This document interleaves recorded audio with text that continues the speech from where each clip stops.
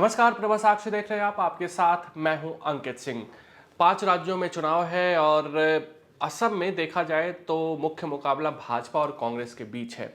और हाल के चुनाव को देखें या कई चुनावों को देखें तो जहां जहां भाजपा और कांग्रेस के बीच मुकाबला रहता है, वहां कांग्रेस पर भाजपा भारी पड़ती हुई दिखाई देती है।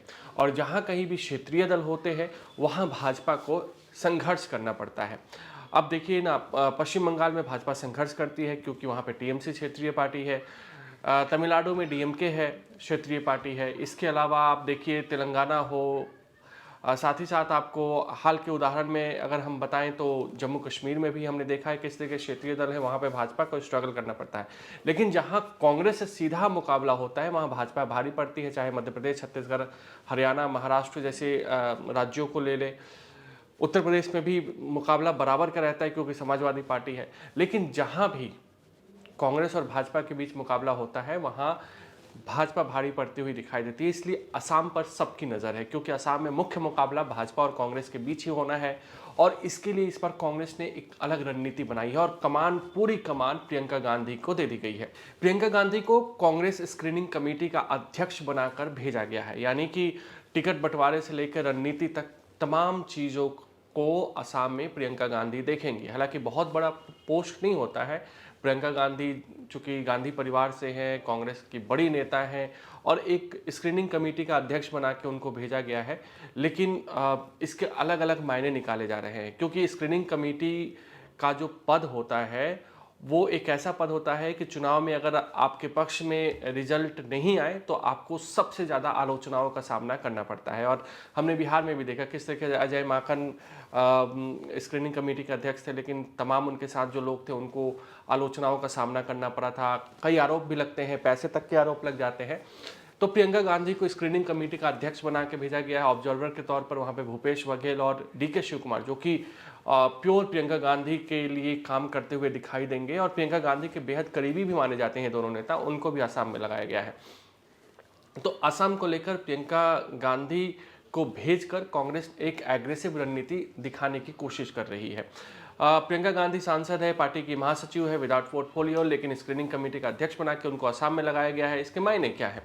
तो देखिए, असम जो है ना, वो अब एक तरीके से हिमंता विश्व शर्मा जिस तरीके से सीधे तौर पर गांधी परिवार पर वार करते हैं, उससे गांधी परिवार ने एक तरीके से ठीक वैसा ही बदला लेने की कोशिश अभी कर रही है जैसा कि स्मृति ईरानी से लिया गया था।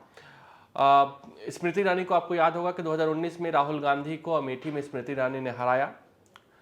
2024 के चुनाव में अमेठी से एक नॉर्मल कांग्रेस के कार्यकर्ता को स्मृति ईरानी के खिलाफ खड़ा किया गया। पार्टी ने पूरी ताकत लगाई और स्मृति ईरानी हार गई। ठीक ऐसी ही रणनीति चाहती तो प्रियंका गांधी भी अमेठी से खड़ी हो सकती थी, लेकिन प्रियंका गांधी और कांग्रेस गांधी परिवार का मानना था कि एक आम कांग्रेस कार्यकर्ता हराए तो ज़्यादा अच्छा है। ठीक वैसा ही चीज़ें असम में रिपीट करने की कोशिश की गई है क्योंकि हिमंत विश्व शर्मा गांधी परिवार पर व्यक्तिगत हमले बहुत ज़्यादा करते हैं और कटु आलोचक भी हैं। हालांकि कांग्रेस से उन्होंने राजनीति की शुरुआत की, कभी गांधी परिवार के भरोसेमंद माने जाते थे।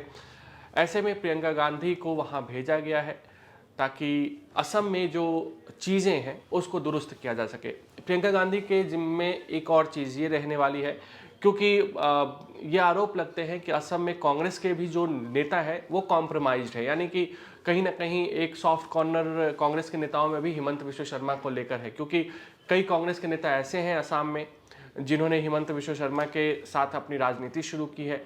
हिमंत विश्व शर्मा जैसे जैसे कांग्रेस में आगे बढ़े, उन्होंने कई कांग्रेस के नेताओं को बढ़ाया है।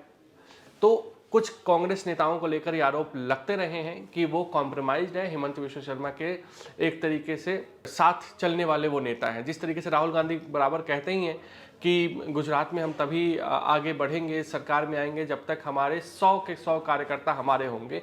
20 या 30% कार्यकर्ता तो हमारे भले पार्टी में है लेकिन काम दूसरों के लिए करते हैं। इस तरह के राहुल गांधी कई बार कह चुके हैं।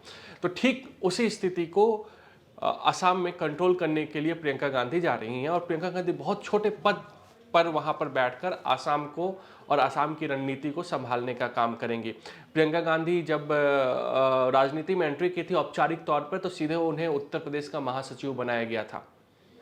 तो आप इससे अंदाज़ा लगा सकते हैं कि प्रियंका गांधी का कद क्या है और फिलहाल वो किस तरीके की जिम्मेदारी निभा रही हैं। लेकिन इसके साथ ही साथ एक कार्यकर्ताओं को भी संदेश दिया जा रहा है कि कोई पद बड़ा या छोटा नहीं होता है, आपको पार्टी के लिए काम करना है और जो आपको पार्टी जिम्मेदारी दे उसको आप निभाते रहिए। अगर आप भी लेना चाहते हैं देश दुनिया की तमाम जानकारी तो आज ही सब्सक्राइब करें हमारे चैनल को। साथ ही नीचे दिए बेल आइकन को जरूर दबाएं ताकि हर अपडेट आप तक पहुंच सके।